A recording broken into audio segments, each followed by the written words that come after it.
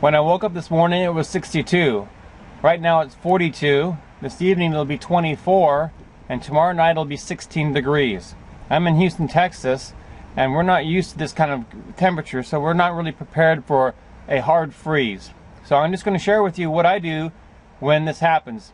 And I want to share with you because I've spent a lot of money in replacing trees, plants, and also sprinkler systems that have frozen and cracked or died during a hard freeze. You can actually see where I've actually had to replace this part of this device here. This is actually made for freezing, and I had to cut in and actually replace this whole section here before. So to save me some money and save you some trouble and some money, hopefully you can learn from my mistakes. This right here goes to my sprinkler system. I make sure that the valve here is off coming in from the street, and then this is on coming to the sprinkler systems. I make sure that I bleed the system out simply by opening these two valves here. You'll get some water coming out, and that's fine. If you get a lot of water coming out consistently, you've forgotten to close this. Ask me how I know. I want this to stay open in case there is any freezing. The water has a way to get out. You can see I've already gone ahead and started putting some insulation around this pipe. I'll do the same to this, and I'm going to wrap this whole system and then put a trash can over it, so in case it does rain and then freeze, all this won't be wet. Ace Hardware always runs out of these replacement sections here the day after a hard freeze because people are not prepared. This year I want to be prepared. This is what it looks like after I'm done wrapping both pipes, and then I took some old towels and I wrapped the top of the sprinkler system here also. To keep the towels from blowing away and keep everything nice and dry, I just simply take a trash can from inside the house, turn it upside down, and cover everything. This is now done. Now we're on to protecting the plants, then the trees. Here are my onions, and they're protected underneath this low tunnel using these A-frames. But as you can see, air can get underneath and actually get this quite cold inside there. Onions can tolerate coldness, but I don't know if they're going to really like being down 16 degrees weather. So what I'm going to do is I'm actually going to water this entire bed, because before water can turn from a liquid to a solid and freeze, it has to release all that heat. And releasing the heat inside of here will help warm this. After I've watered this with my watering wand, then I'm going to come in here and put down leaves. My good neighbors in the adjacent neighborhood were diligent in raking up all their leaves and bagging them and putting them on the street for recycling. So I just drove by this morning and filled up the bed of my truck with bags of leaves, and I'll cover all this inside of here with leaves and then cover back up with plastic. Now I've watered the onion bed, and now I'm going to go ahead and add these leaves in the bags that I picked up in the neighborhood. These leaves will add a nice thermal barrier for these onions and keep them nice and warm even down in the low 16 degree weather. I'll go ahead and put the plastic on it and move on to my next garden bed. Now I'm inside my 4-foot wide, 20-foot long in the garden greenhouse, and I have some beautiful broccoli and cauliflower that I want to protect. It may do just fine in here by itself, but I want to make sure I don't lose these plants. This is just an absolutely gorgeous head of cauliflower. This in the garden greenhouse works very well. I told you how cold it is outside. Inside it's 51 degrees. Before I started working in here it was 54. So it may be fine by itself, but I just want to make sure none of these freeze. And it's just going to be over the next couple days that I'll need to do this. But what I've done is I brought in my heat dish. This is a heater that we're not using in the house. And I'm just going to put this on actually below low, just to kind of keep a little bit of heat coming in here. And because I do have this remote thermostat, I'll be able to monitor the heat in here and know whether to unplug or plug in the heater. As you can see, I've already watered the plants, put the heater in place, it's on. Now I'm ready to move on to my next bed and show you the next method I'm going to use. This is where I have my cabbage, bok choy, mustard greens, and Swiss chard growing. This is typically how it looks every day in cold weather. I'm going to go ahead and water this and add some heat. With the cauliflower and leafy bok choy and greens here, it may be difficult to actually cover all this with leaves. So what I've decided to do is hook up two 60-watt bulbs and put them in the beds. As you can see, I've got plants on either end and no plants in the middle. So hopefully by putting a 60-watt bulb on either end, that'll keep the plants comfortably warm. I'm not trying to get the beds up to 60 degrees or something like that. I'm just trying to keep it above freezing. Just for experimenting purposes, I'm adding a remote thermometer to the in the garden greenhouse, to this bed, and to my wife's bed. And I'll be able to monitor from the comfort of my house the temperature of these beds. Because we are expecting and are starting to get strong winds, to make sure that this plastic stays on the in the garden greenhouse, I've gone ahead and put in some 2-inch screws down these retention systems. That will guarantee that everything will stay nice and tight in the greenhouse and won't have any plastic blowing off. The greenhouse does a great job in keeping the cold weather out from inside, and especially the wind. In the first year, what I did is I buried the edge of this greenhouse plastic underneath soil, and that really kind of sealed the heat inside. But for ease of use, what I've done here is use a 1x2 on either side of the plastic and screwed it together with 1 1/4-inch screws. Makes it really easy to get in and out of the greenhouse, but it does allow air to get inside underneath the plastic. So this way is not as warm as burying the plastic, but is much more convenient. So find which way works best for you. Here's my wife's 28-foot long Mittleider grow box, and as you can see, even though she's got T-frames on this, she's not growing anything vertically right now, so she has low tunnels on here using the A-frames. And she has plants in this first row here. What she has done is she took a 150 bulb, 40-foot long Christmas tree lights and simply is running it down the center of this half of the box. Again, we're not trying to get the temperature up to 60 degrees, just trying to keep the cold weather from killing these freshly planted spinach plants.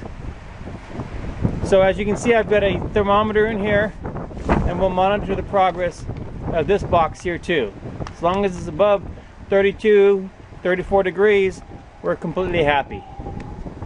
Just as a side note, you can see I've got the entrance reducers on the front of my beehives here to help reduce cold weather getting in. And because I have a screened bottom board, I've also got the plastic underneath there to help mitigate the cold weather. This is our 1-year-old Satsuma orange, and we've got 1 orange on here that we left to ripen. I'll take that off tonight and cover up the tree because it'll be too cold for a citrus tree. What I've done here with the Satsuma is I've taken leaves here, watered the soil, put the leaves above the ground to insulate the base of the tree, added a bucket of water, so when the water starts to getting cold, it's going to release that heat. I'm going to wrap this in gardening fabric and then put plastic over this. The reason why I wrapped the citrus tree in fabric before I put plastic on it is because when it does freeze, if plastic touches the leaves, it will burn the leaves and kill them. This acts as a barrier to keep the plastic off of it, and then the plastic over it will help keep some of the warmth in. There we go. The Satsuma is tucked in nice and snug for the cold weather coming. This is now a 4-year avocado tree. For the previous 3 years, we've covered it because it's had green bark. You can see now it has nice, solid, mature wood.